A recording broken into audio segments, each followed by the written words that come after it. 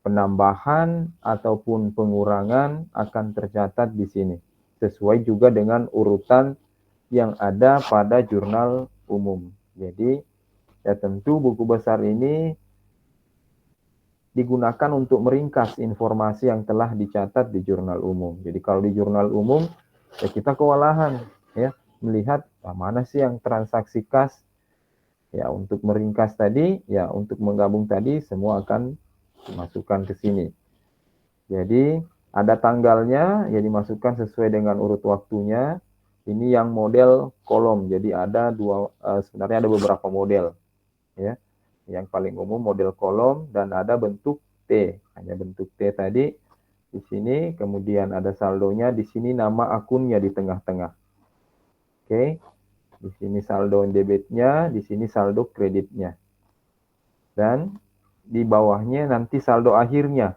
Kalau dia aktiva, artinya saldo normalnya berada di sisi debit. Kalau dia pasiva, saldo normalnya akan berada di sisi kredit. Oke. Nah, di sini uraiannya. Ya, uraiannya tadi kalau kas misalnya di tanggal sekian untuk penyetoran modal atau dari si pemilik. Ya, di sini kita tulis penyetoran modal dari pemilik. Ya. Nomor rek di sini, nomor rekening ini diisi dengan nomor referensi. Ya, nomor referensi. Misalnya untuk kas ada perusahaan yang langsung berikan kode saja. Kalau perusahaannya masih sederhana, ya berikan kode saja tadi 11 atau 1110 dan seterusnya. Oke. Ini halamannya yang menunjukkan halaman jurnal umum yang kita ambil datanya. Ya. Oke. Selanjutnya, ya ini tanggal, uraian. Nah, ini juga untuk kolom centang untuk melihat, mengecek kembali transaksi yang sudah dimasukkan apakah sudah benar atau tidak. Oke. Di kolom debit, ya semua transaksi kalau misalnya tadi kas diurutkan ya sesuai tanggal transaksinya akan dimasukkan di sini. Debit, kemudian kredit. Ya saldo akhirnya tadi ya tentu tergantung dari masing-masing akun. Kalau akun aktifanya tadi bersaldo debit.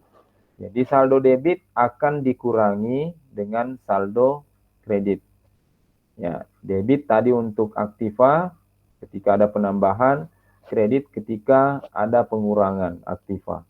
Jadi ini dikurangi dan akan muncul saldo akhirnya. Mekanismenya sama dengan buku besar yang menggunakan model T seperti ini. Tetap ya tentu akan mengurangkan saldo debit dan saldo kredit. Kalau dia akunnya aktiva. Nah, kalau dia akunnya pasiva, ya kebalikannya. Tentu saldo normal pasiva itu berada pada saldo kredit.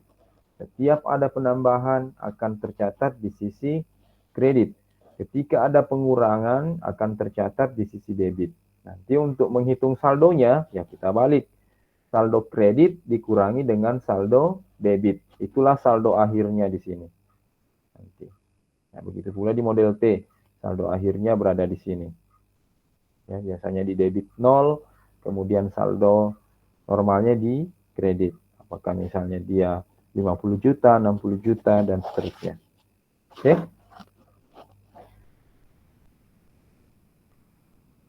Nah, selanjutnya, ya setelah melakukan pencatatan di jurnal umum, ya kita akan memindahkan memindahkan data-data tadi, data-data transaksi tadi ke buku besar.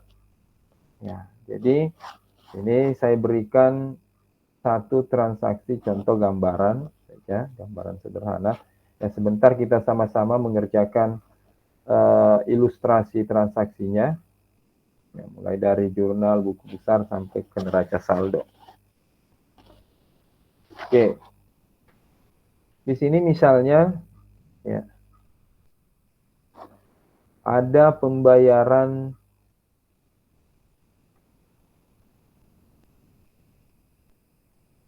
piutang.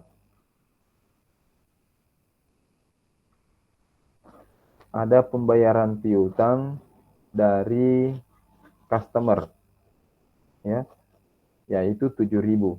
Customernya tadi membayarnya secara tunai. Ya, tentu dampaknya tadi ya terhadap akun, ya tentu akun aktiva dalam bentuk kas akan bertambah, ya akan bertambah. Jadi akun aktiva dalam bentuk kas akan bertambah sesuai dengan pedomannya tadi. Ketika aktiva bertambah akan tercatat di sisi debit. Oke, di sini kita catat di sini 7.000 atau 7 juta misalnya dalam ribuan, ya. Kita catat uraian atau keterangannya di sini kas, ya. Oke, dengan kode referensinya itu 11100, ya. Selanjutnya, ya tentu transaksi yang dilakukan tadi oleh customer, ya misalnya si X itu membayar utangnya ke perusahaan, jadi tentu ini akan berdampak kepada piutang perusahaan akan berkurang. Ya, piutang usaha itu aktiva. Jadi ketika aktiva berkurang akan tercatat di sisi kredit. Oke, ini 7.000 dengan kode referensi 11200.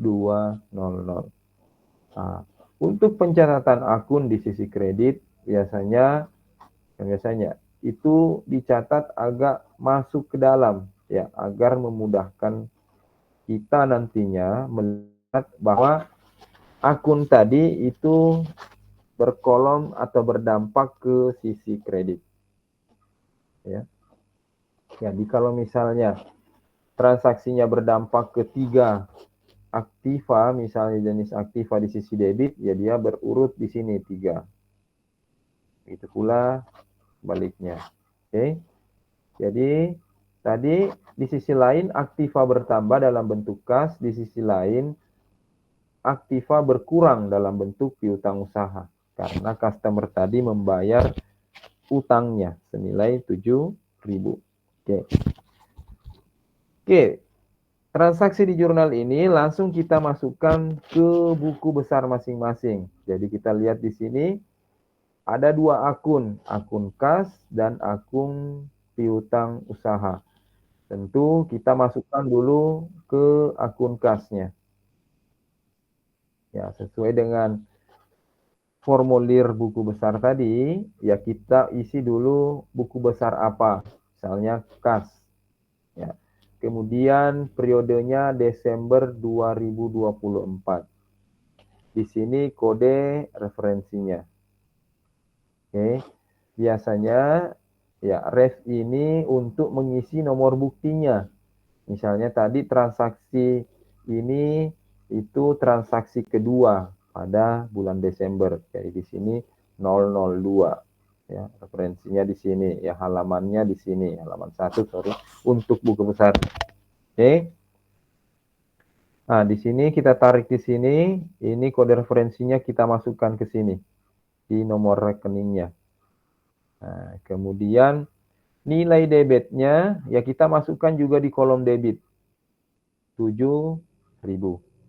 Ya, misalnya di buku besar kasnya ya sudah ada saldo sebelumnya, ya sebesar 10.000 atau 10 juta misalnya. Nah, dia bersaldo debit, ya. Kalau dia berada di sisi kiri di kredit, artinya dia minus saldo kasnya.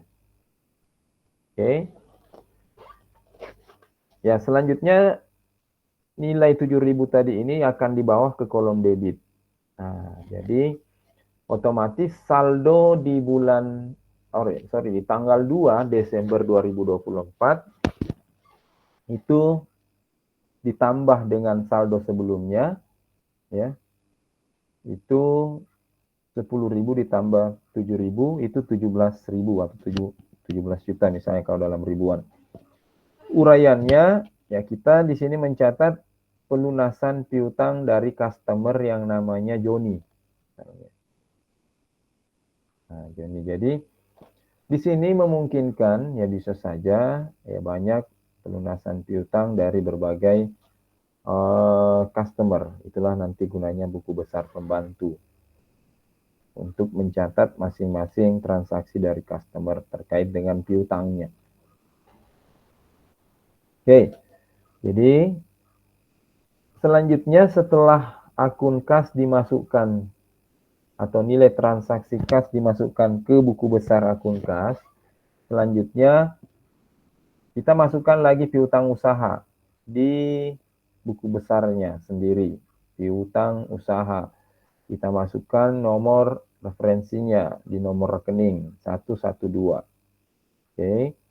Kemudian uraiannya ya tentu pelunasan piutang Tuan Joni. Sama, di tanggal yang sama.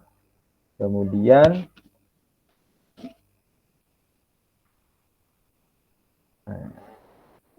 saldonya ada saldo sebelumnya 15.000. Ya, di sini karena dia di sini piutang usahanya bersaldo kredit, ya kita bawa ke saldo kredit. Ya, yang sebelumnya ada saldonya 15.000 karena ada pembayaran tadi pelunasan piutang dari saudara Joni kan tercatat di sisi kredit, sehingga saldo akhirnya, saldo awalnya kita kurangi di sisi kredit. Jadi kalau kalian kerjakan di Excel nanti bisa untuk mendapatkan 8.000 ini ya bisa 15.000 ditambah kolom debitnya meskipun dia bernilai 0 dikurangi dengan saldo kreditnya. Nah, dia dapat di 8.000 ya. Jadi ini saldo akhir buku besar piutang usaha di tanggal 2 Desember 2024. Oke. Nah, jadi masing-masing transaksi atau akun yang ada di di jurnal umum nanti akan dimasukkan ke buku besar masing-masing dengan cara ataupun mekanisme seperti ini. Jadi kalau akunnya misalnya ada 20 ya. Jadi buku besarnya nanti ada 20 ya. Selanjutnya bisa saja ada buku besar tambahan, misalnya tadi di buku besar piutang. Di sini kan berisi berbagai macam piutang dari berbagai customer, beberapa customer. Ya, kita bisa buat buku besar pembantu untuk masing-masing customer. Kita buatkan buku besar piutang usaha Tuan Joni, Tuan Alex, dan seterusnya. Masing-masing untuk melihat saldo utangnya masing-masing. Jadi customer tadi berutang kepada perusahaan dan perusahaan mencatatnya sebagai piutang atau aset atau aktiva. Jelas sampai di sini? Ada pertanyaan?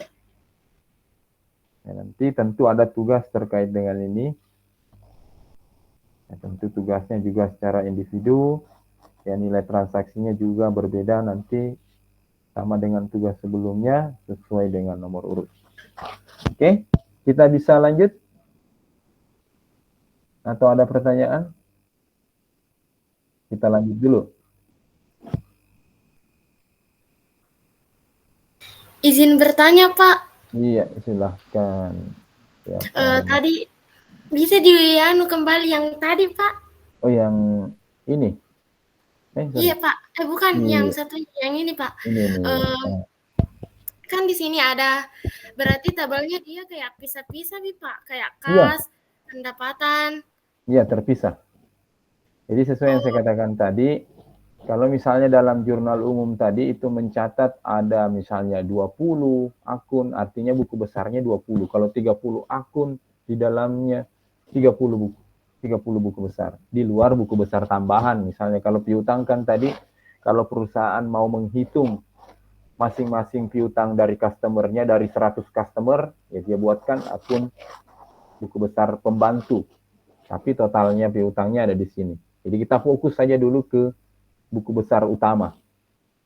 Saya tambahkan saja penjelasan bahwa dalam kondisi real ada buku besar pembantu, ya. Jadi itu ya, akan Pak. dicatat terpisah. Oke? Ya, Pak, yang satu lagi, Pak. Yang tentang saldo ini 10.000 dari mana? Ini saldo sebelumnya, tercatat saja. Ini ada di saldo sebelumnya. Transaksi misalnya di bulan November atau ini di bulan tanggal 1. Ya. Iya. Bisa Dengan saja yang nanti. ini 15, Pak. Ya. Sama yang 15 dari bulan yang lalu Iya, berarti dari juga. bulan lalu. Atau ini tanggal 1. Ya. Dari bulan lalu. Bagaimana caranya, Pak? Biar ditahu bilang ada utang di bulan lalu. Dicantumkan, ya. Misalnya kalau saya berikan tugas. Ya. Kalau Iya, Pak. memang ada, dia tercantum. Kalau tidak ada, tidak ada, Ji. Pasti ada keterangan, Ji. Iya, Pak. Artinya, Makasih, Pak. kalau ada saldo awal di sini, inilah yang dijadikan dasar. Ya. Kalau Iya, misalnya Pak. saldonya 0, ya, tidak ada masalah. Kalau misalnya ada saldo di sini ini yang dijadikan dasar. Ada tadi tambahan kas, ya tentu saldonya sudah menjadi 17.000.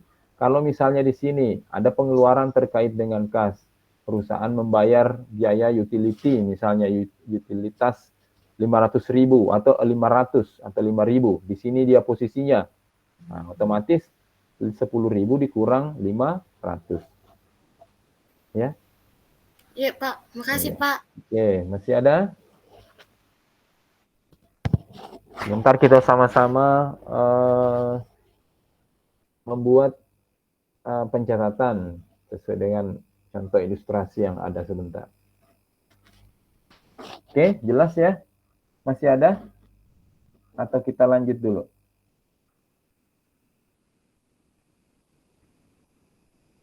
Oke, kita lanjut dulu. Nah, oke. Selanjutnya, setelah kita melakukan pencatatan, ya semua transaksi atau akun yang ada pada jurnal umum, kita sudah masukkan ke buku besar masing-masing. Ya. Selanjutnya, pencatatan selanjutnya adalah neraca saldo, di mana neraca saldo ini merupakan form atau alat atau kertas kerja yang berisi daftar nama beserta saldonya, daftar nama akun, ya, yang berasal dari akun buku besar akuntansi atau buku besar masing-masing tadi. Saldo akhirnya kas itu akan dimasukkan di sini, misalnya 3.450, kode refnya 111. Dia bersaldo debit. Nah, selanjutnya, setelah kita melihat akun buku besar piutang usaha, saldo akhirnya adalah 6.000. Dia bersaldo debit, dicatat di sini. Kemudian persediaan sublist 900. Ya, supply untuk perlengkapan misalnya ATK dan seterusnya. Oke. Terakhirnya itu 900 saldo akhirnya. Tercatat di sisi debit, ya. Karena saldo normalnya debit. Jadi semua aktiva itu saldo normalnya di debit. Oke. Demikian pula kendaraan. Misalnya saldo akhirnya di buku besar itu 10.000, tercatat di sini. Nah, kemudian kita sudah pindah ke pasifa, kewajiban. Utang usaha 211. Saldo akhirnya 2.000. Utang wesel saldo akhirnya 250, dia bersaldo kredit. Modal juga bersaldo kredit. Dia berada di sisi kredit 14.000. Kemudian pengambilan pribadinya 321. 500, referensinya 321. Kemudian pendapatan, dia bersaldo kredit. Jadi tadi yang bersaldo kredit, utang, modal, pendapatan, dan apa tadi? Cadangan. Oke. Nah, di sini pendapatan 7.500. Dia di sisi kredit. Nah, selanjutnya, semua biaya-biaya atau beban yang dikeluarkan oleh perusahaan dicatat sesuai dengan akunnya, tentu dia bersaldo debit. Ya, mulai dari beban iklan, di sini beban gaji, beban persediaan, beban utility 50. Nah, Jadi kolom debit akan ditotalkan atau dijumlahkan, kolom kredit akan dijumlahkan juga. Yang tentunya saldonya harus sama. Nah, disinilah nanti kita mengecek posisi saldo masing-masing akun. Kelihatan. Ya, jadi kita bisa mengoreksi ketika terjadi kesalahan. Misalnya, bisa saja ada yang salah tempat, yang utang usaha yang sebenarnya di kredit, ya catat di debit, sehingga tidak seimbang. Oke, jadi inilah posisi akhir dari masing-masing saldo di akhir periode. Nah, nanti di pertemuan berikutnya, ya di situ kita akan mencatat ketika terjadi penyesuaian. Misalnya, ada misalnya beban sewa yang dibayar di muka atau beban ditangguhkan yang sudah jatuh tempo 1 tahun. Itu sudah harus dicatat sebagai biaya. Jadi, sudah tidak tercatat sebagai aktiva sesuai dengan jangka waktunya. Kalau misalnya 10 juta untuk pembayaran 2 tahun sewa. Jadi pas di tahun pertama akhir 5 jutanya tadi sudah tercatat sebagai biaya. Itu akan disesuaikan di jurnal penyesuaian sebelum masuk ke kertas kerja neraca lajur dan pembuatan laporan keuangan. Oke, jadi jelas sampai di sini? Itu untuk neraca saldonya, ya. Nah, ini siklus pendapatannya. Oke. Jadi, siklus pendapatan terkait dengan siklus pendapatan, ya tentu ini akan menambah ya aktiva perusahaan sekaligus yang menambah pendapatan nanti di laba rugi perusahaan. Ya, siklus pendapatan ini meliputi transaksi distribusi barang dan jasa kepada pelanggan sampai dengan timbulnya piutang. Ya, tentu tadi sesuai yang saya katakan, ya tentu perusahaan tidak hanya melakukan penjualan secara tunai, tapi perusahaan bisa saja melakukan penjualan secara kredit yang tentunya akan menimbulkan piutang. Ya, jadi ini tadi karena adanya transaksi penjualan baik barang atau jasa yang ditawarkan oleh perusahaan dengan cara kredit. Ya. Ciri utama dari siklus pendapatan ini transaksinya adalah ada penyerahan hak atas barang ataupun jasa. Ya. Jadi ya tentu customer yang menggunakan jasa tadi ya tentu akan diserahkan pada transaksinya tadi, kemudian akan diikuti dengan pernyataan piutang kalau transaksinya menggunakan non tunai atau secara kredit, bukan non tunai kalau pembayarannya non tunai tapi langsung itu tetap tercatat sebagai tunai ya. Oke. Kemudian ada penerimaan kas. Ya. Ada penerimaan kas. Bisa secara kredit menimbulkan piutang, bisa kas diikuti dengan penurunan saldo utang atau tambahan aktiva lain. Ketika misalnya customer tadi melakukan pembayaran tentu akan mengurangi saldo utangnya, kemudian ada tambahan aktiva lain misalnya. Oke. Ini ciri utamanya. Oke, kemudian terkait dengan pengakuan pendapatan, ya sesuai dengan pertemuan-pertemuan sebelumnya, ya kita sudah bahas bahwa di pengakuan ataupun pencatatan pendapatan bisa menggunakan metode atau 2 metode. Ada metode cash basis yang mencatat pendapatan ketika semua transaksi tadi sudah terbayar secara tunai. Baru diakui sebagai pendapatan. Kemudian kalau menggunakan metode akrual, dan inilah yang paling banyak digunakan, ya artinya meskipun belum terbayar, ya perusahaan melakukan penjualan baik itu barang ataupun jasa secara kredit, itu sudah diakui sebagai pendapatan dan akan berdampak kepada aktiva, dalam hal ini penambahan piutang. Oke.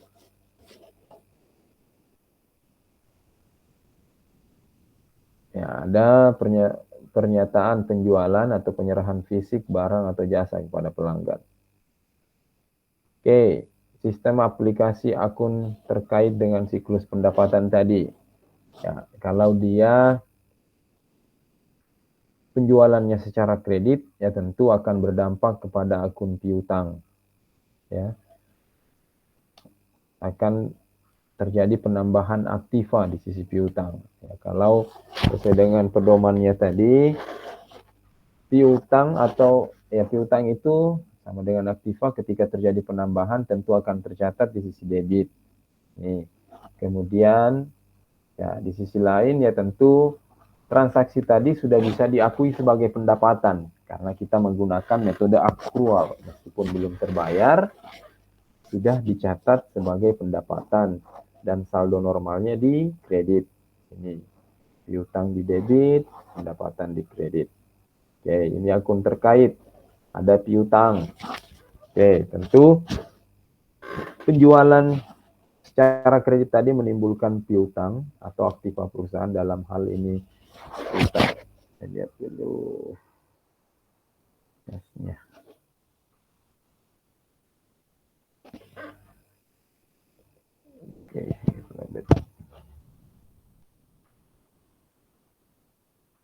Oke, kita lanjut. Di akun terkait berikutnya adalah potongan penjualan. Ya, bisa saja ya untuk bersaing juga dengan perusahaan lain ya pada industri yang sama, perusahaan bisa menetapkan kebijakan potongan penjualan. Ya, misalnya mungkin kita sering lihat ya, ada kode-kode seperti ini, misalnya ada 2/10, kemudian N/30. Ya, maknanya customer akan mendapatkan potongan 2% ketika dia membayar di jangka 10 hari.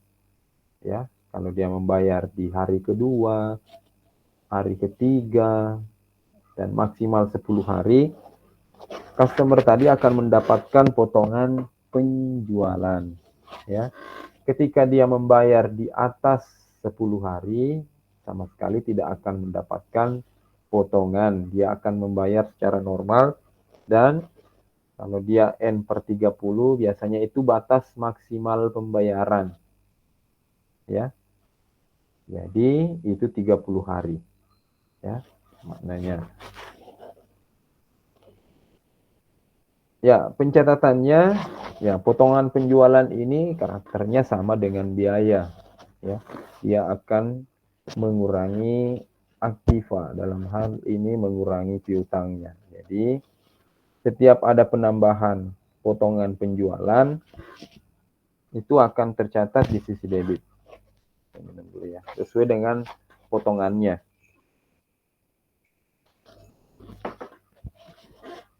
Kalau transaksinya tadi misalnya sekian juta, potongannya 2%. Ya, 2% dari 1 juta tadi, itulah potongannya. Kemudian, ya karena adanya potongan penjualan, ya tentu akan berdampak kepada piutangnya akan berkurang sebesar potongannya. Ya. Piutang atau aktiva berkurang tentu akan tercatat di debit. Kalau potongan tadi sama dengan karakternya sama dengan biaya, otomatis setiap ada penambahan di debit. Oke. Selanjutnya, ya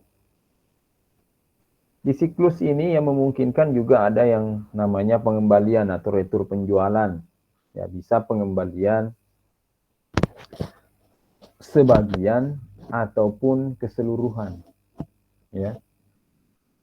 Ya, misalnya barangnya rusak, yang dibeli 100, kemudian ada yang rusak 10.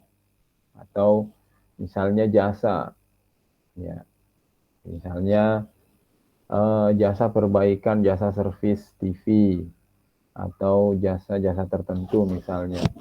Sesuai dengan perjanjian dengan customer-nya, diberi garansi misalnya 3 bulan. Oke, ketika 3 bulan tidak terjadi apa-apa, misalnya tidak terjadi kerusakan lagi sesuai dengan yang dijanjikan, ya tentu tidak ada pengembalian. Tapi kalau misalnya ada kerusakan, perjanjian, bisa saja biaya jasanya tadi yang dibayar oleh customer itu dikembalikan dan dicatat sebagai retur penjualan. Ya. Retur itu sama juga dengan karakternya biaya, setiap ada penambahan akan tercatat di sisi debit dan ini akan mengurangi piutang. Ya, piutang. Oke. Selanjutnya, penghapusan piutang. Nah, tentu salah satu resiko yang dihadapi perusahaan ya dengan menetapkan kebijakan penjualan kredit adalah resiko tidak tertagihnya piutang. Ya, jadi tidak mutlak. Bisa saja 100% piutang perusahaan itu terbayar semuanya. Bisa saja dalam kondisi-kondisi tertentu ada berapa persen yang tidak terbayar. Ya, tentu perusahaan bisa melakukan penghapusan piutang. Ya, penghapusan piutang ini meskipun secara administrasi dihapus, ya tentu masih memungkinkan ya untuk diselamatkan atau tertagih. Ya. Dia akan tercatat di beban kerugian piutang. Ya, jadi setiap ada penambahan beban akan tercatat di sisi debit. Ya, potongan penjualan, retur penjualan, beban kerugian piutang, tentu karakternya sama dengan beban, tercatat di sisi debit ketika penambahan. Dan di sisi kreditnya, inilah penyisihan piutang tak tertagih atau cadangan kerugian piutang yang kita lihat di tabel sebelumnya tadi. Oke, ini terkait dengan sistem dan aplikasi di atau akun terkait di siklus pendapatan. Ya, ini aturan jurnalnya. Ya, setiap ada penambahan piutang, saldo normalnya debit, dia bertambah di debit, berkurang di kredit. Ya, pendapatan. Ketika terjadi penambahan pendapatan, ya tercatat di sisi kredit, saldo normalnya kredit. Ketika terjadi pengurangan, tercatat di sisi debit. Ya, potongan penjualan, retur pembelian, beban kerugian piutang, ya, ya karakternya sama dengan biaya dan aktifah. Setiap ada penambahan pasti di sisi debit, saldo normalnya debit. Ya.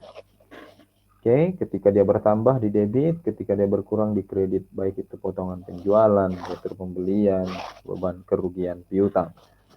Selanjutnya cadangan kerugian piutang tadi, penyisihan piutang tak tertagih, itu saldo normalnya kredit. Atau ketika dia cadangan itu bertambah, itu di sisi kredit. Ya, jadi meskipun tadi perusahaan secara administrasi melakukan penghapusan, ya tentu yang masih memungkinkan piutang ini untuk tertagih. Bisa saja misalnya memang customer-nya tadi kondisi-kondisi keuangannya sebelumnya memang tidak mampu atau tidak bisa melakukan pembayaran. Dan setelah beberapa waktu kondisinya membaik, ya tentu tetap akan dicatat kembali. Artinya tidak menutup kemungkinan untuk tertagih kembali. Ini buku besar dan buku besar pembantu piutangnya. Ya tadi misalnya buku besar piutang usaha, buku besar umumnya itu mencatat semua transaksi atau piutang usaha yang ditimbulkan dari semua customer yang membeli dengan kredit atau secara kredit. Ya, sehingga ya, untuk memudahkan perusahaan yang melihat informasinya, melihat juga posisi masing-masing utang dari customer, ya dibuatlah buku besar pembantu. Jadi buku besar pembantu itu buku besar untuk akun-akun tertentu yang memang dibutuhkan dicatat secara terperinci. Ya, jadi di buku besar pembantu misalnya, buku besar pembantu piutang mencatat masing-masing utang dari setiap customer. Misalnya untuk Tuan Joni sendiri dibuatkan atau di sistem, kalau kita menggunakan tools atau aplikasi ya akuntansi itu akan tercatat tersendiri. Meskipun juga di manual ya kita butuh ini ya.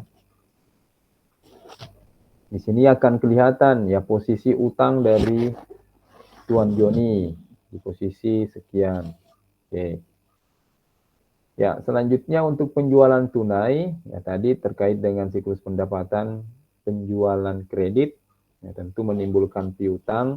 Kalau penjualan tunai tentu akan berdampak kepada kas perusahaan. Setiap perusahaan melakukan penjualan atau dalam hal ini pembelian tunai dari pelanggan menimbulkan transaksi penjualan tunai bagi perusahaan. Jadi ini akan berdampak kepada penambahan aktiva dalam bentuk kas.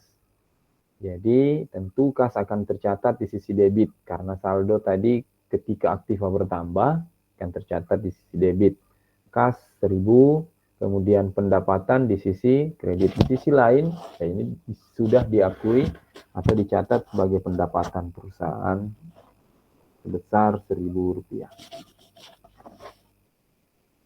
Oke, di siklus pengeluaran yang kebalikannya tadi siklus pendapatan yang meliputi transaksi yang berhubungan dengan proses perolehan atau akuisisi sumber daya sampai dengan timbulnya utang. Ya, artinya di sini perusahaan mengeluarkan ya atau membeli ya aset-aset misalnya atau mengeluarkan biaya ataupun yang lainnya secara kredit misalnya. Ya tentu secara kredit tadi misalnya membeli peralatan, membeli mesin, atau mengeluarkan biaya-biaya yang tidak langsung dibayar, nah, tentu itu akan menimbulkan utang. Oke. Ciri utama transaksi pengeluaran ya tentu adanya aktivitas perolehan ataupun penerimaan, ya. Apakah itu dalam bentuk sumber daya ataupun aset, ya, pembelian barang ataupun jasa yang dilakukan oleh perusahaan. Kemudian umumnya diikuti pernyataan timbulnya utang ataupun pembayaran kas. Ya, kalau dia transaksinya kredit, ya tentu akan menimbulkan utang bagi perusahaan.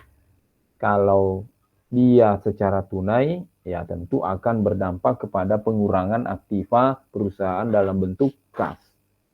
Selanjutnya, ada pernyataan pembelian atau penerimaan barang dan jasa. Ya. Jadi tentu ada akuisisi tadi atau ada perolehan atau perpindahan. Akun terkait, ya pembelian itu akan berdampak ketersediaan, ada aktiva tetap, ada aktiva lain-lain, ada utang usaha. Kalau transaksi pembeliannya tadi dilakukan secara kredit. Oke. Ini aturan jurnalnya ya. Kalau ada pembelian, ya pada penambahan akan tercatat di sisi debit. Ya. Tentu ya, pembelian terkait dengan persediaan, aktiva tetap, aktiva lain-lain, kemudian pengeluaran biaya-biaya yang tidak tunai misalnya. Nah, kemudian utang ya, karena transaksinya dilakukan secara kredit. Ya, setiap ada pembelian terkait dengan persediaan akan menambah ya saldo persediaannya maupun aktiva tetapnya, aktiva lain-lainnya akan tercatat di sisi debit. Oke, semua di sisi debit, kemudian ketika terjadi pengurangan tercatat di sisi kredit. Nah, kemudian utang. Utang karena timbulnya tadi transaksi pembayaran secara kredit, ya tentu akan menimbulkan utang usaha bagi perusahaan. Ketika dia bertambah, akan tercatat di kredit. Ketika dia berkurang atau dibayar, akan tercatat di sisi debit. Nah, ini kita sudah masuk di ilustrasi transaksi, ya. Oke. Ini ada beberapa transaksi, oke saya kerjakan di Excel atau di Word ya. Kita kerjakan sama-sama.